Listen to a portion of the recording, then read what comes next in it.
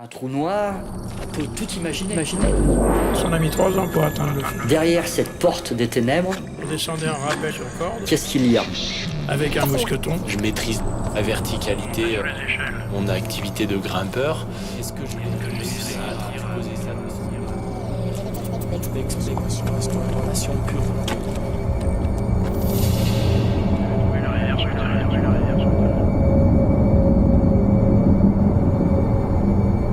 Il y a tout ce qu'il faut dans le Gouffre Berger. Hey, for you guys, take one moment, look at the overhead windows on Discovery.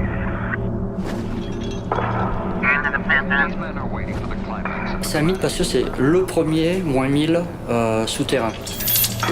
On part pour un push non-stop, plus de 20 heures sous terre. On va presque faire une descente d'éboulis de montagne mais sous terre. FTA out.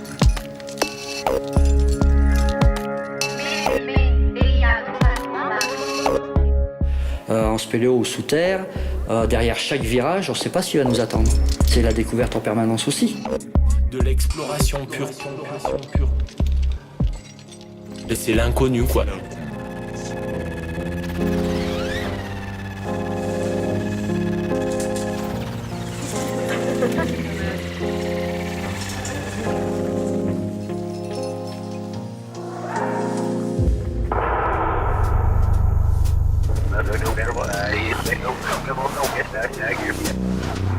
On allait là où la main de l'homme n'avait jamais mis le pied. Comme le premier pas sur la Lune, Chaque détour de galerie, chaque nouvelle grotte, c'est un nouvel univers, quoi.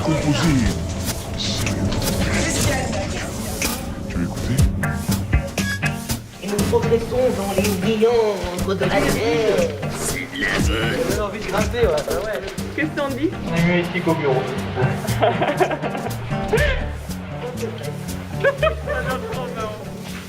c'est la joie la plus intense, c'est de descendre ce puits-là en première. Ce qu'on peut appeler l'extase totale du spéléo. C'est beau. Parle bien, Serge.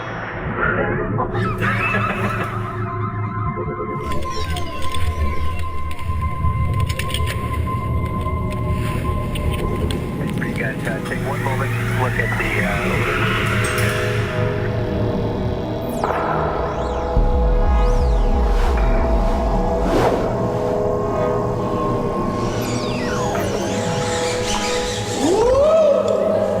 On fabriquait le matériel, oui, avec nos sous. Les échelles et les cordes. Trouver des vieilles cannes de ski, couper les tubes pour faire les barreaux, puis du câble. Il n'y avait pas de descendeur, c'était un anneau de corde avec un mousqueton. FTA out. Il fallait des gants pour faner la corde qui était lisse et pleine de glaise. Okay, Ronnie, I'm ready to start motion station 4. We will let you know when we think that the FTA is out of the truck. Relax a little bit. À l'époque, ils voyaient à 2 mètres devant leurs pieds. Ça devait rendre des explorations encore plus compliquées.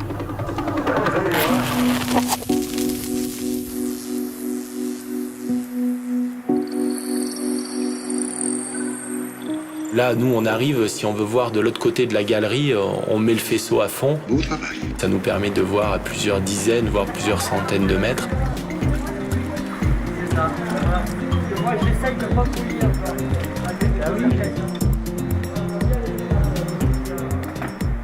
Et j'ai fait l'expérience d'éteindre ma frontale et de plus bouger pendant quelques minutes. Et c'est vrai que là, d'un coup, il n'y a aucun bruit, aucun son, aucun sens ne fonctionne en fait.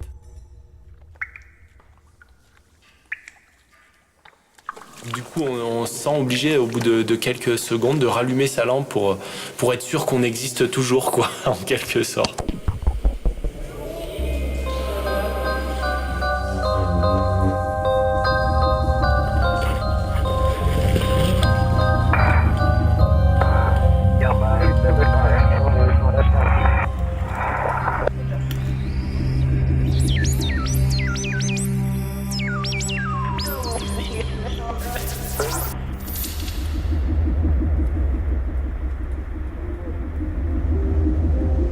Please let us know if you have any questions or need any help. We we promise to do everything we can to make sure you have a safe, comfortable flight, not least of which is ending this speech now. Thanks.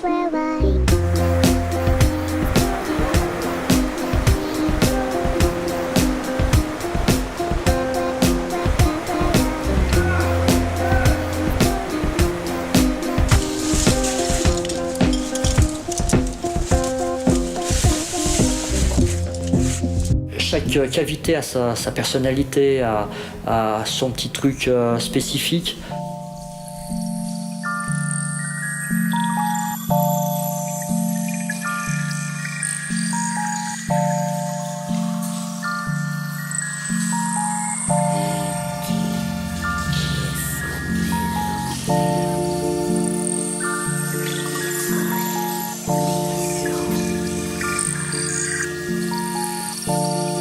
J'étais avec Fernand.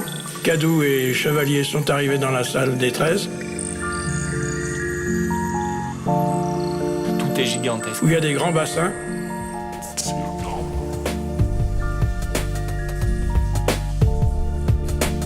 Plus de 50 mètres de diamètre, concrétionné, avec un paysage extrêmement apaisant.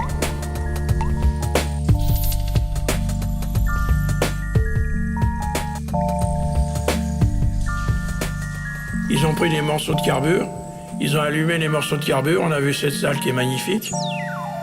Grosse quantité de concrétion sur les parois de la grotte, un peu de toutes les couleurs, de toutes les tailles.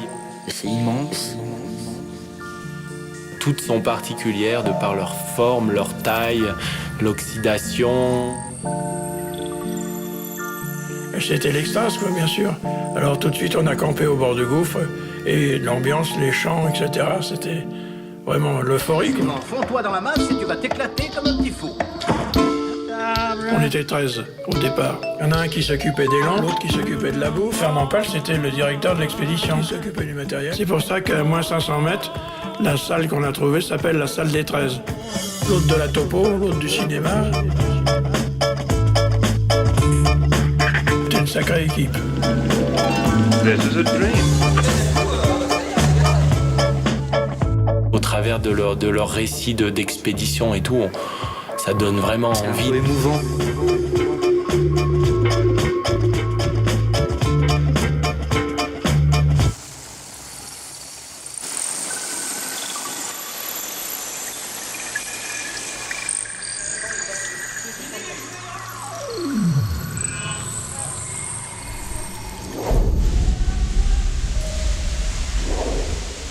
Sympa cette petite balade, hein?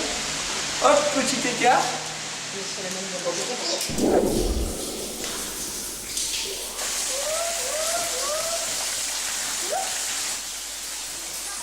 Presque le grand écart facial, hein?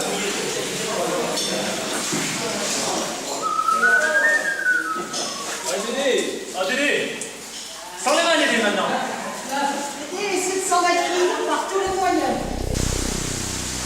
À moins 640, on attaque la rivière, où la roche est beaucoup plus noire, plus resserrée, où on sent l'engagement, où là il faut être avec l'eau.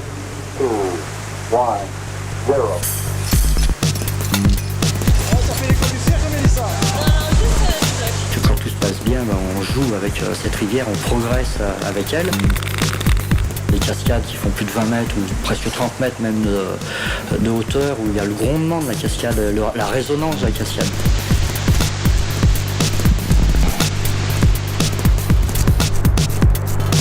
Après, c'est vrai que des fois, on entend des bruits sourds. On se dit, est-ce que c'est une bête furieuse qui vient, qui arrive dans le goulet?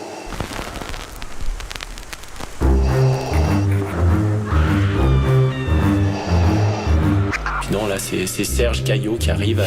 Bon, c'est pas loin d'être une bête furieuse non plus, mais... C'est quoi ton problème?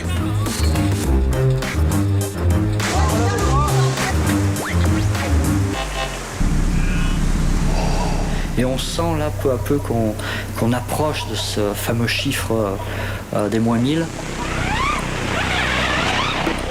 Few announcements as we begin our flight. Il faut réussir, dans la fatigue qui vient progressivement, à garder une lucidité, une concentration de tous les instants. À ce niveau-là, il n'y a rien de dangereux autre l'engagement du temps qu'on passe sous terre. Please keep your seatbelt fastened whenever the seatbelt light is on. To be safe, we recommend your seatbelt stays fastened whenever you're in your seat, just in case there is unexpected turbulence. And please comply with instructions from the in-flight team with regard to the fastened seatbelt signs.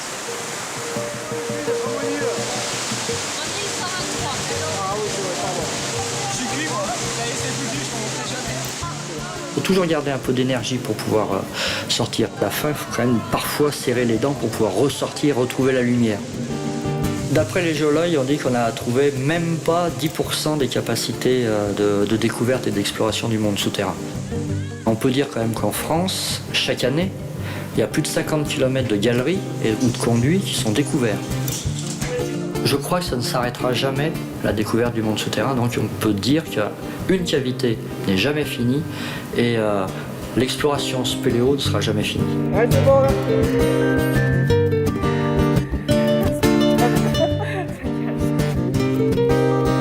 Allez, viens. Montre-nous comment un spéléologue remonte une corde.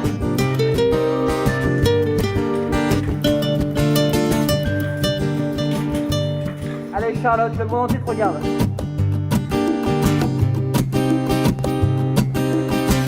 On a une mètre dans les bacs.